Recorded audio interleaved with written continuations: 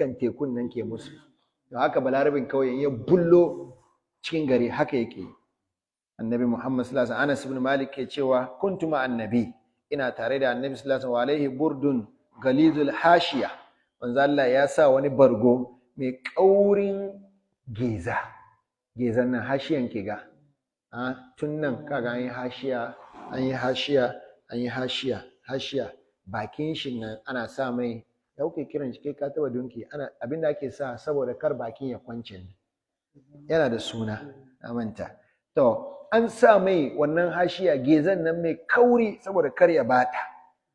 To, fajabazahu al-arabi, balarabin kauyen da ya zo kawai shi ya kamo wuyan rigan manzo Allah sassa, shi ya jashi birida'i, ya ja manzo Allah har da mayafin shi, jabzatan shadida.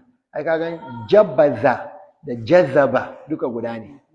Jazabahu jabazahu duk da yin.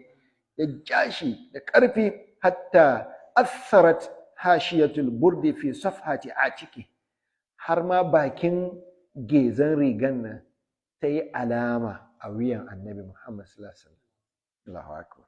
Thumma saha al-arabi fi gilza, yana jan wuyan manzo Allah yana ce, ya Muhammad ahmilni ala ba'irayya hadaini, rakumma na guda biyun ga ka cika mini su min malillahi alladhi indaka, daga dukiyan Allah da ke wurinka, a cika mini.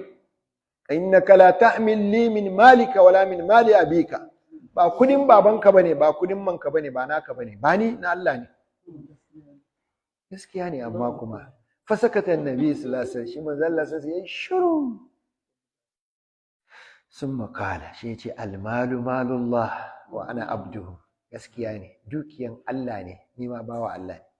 Summa qala, shi yace wa yukadu minka ya arabi ma fa'alta bi, dukiyan da na Allah ne, ni kuma bawan Allah ne, amma ka ji min ciwo, shi yasa dan baka in kare abinda ka mini nan da biya. Fa qala la rashi balaro yace la, ce ba min komi. Annabi yace lima, yace me yasa? Yace li annaka la tukafi bis sayyiati sayyi'a, mun tun sanka baka dokan mugunta ka biya mugunta. Fa dahikan nabi, sai manzo Allah sai yayi dariya, thumma amara an yuhmala lahu ala ba'irin sha'ir. Zalla ce a cika mai dawa akan dabba daya, wa alal akhar tamr, wancan kuma a cika mai dabino ya wuce. Ashe ci shekara biyu. Zata yaumin, akwai rana, ja arabiyun yatlub min annabi sallallahu alaihi wasallam shay'an, shi balarabe yazo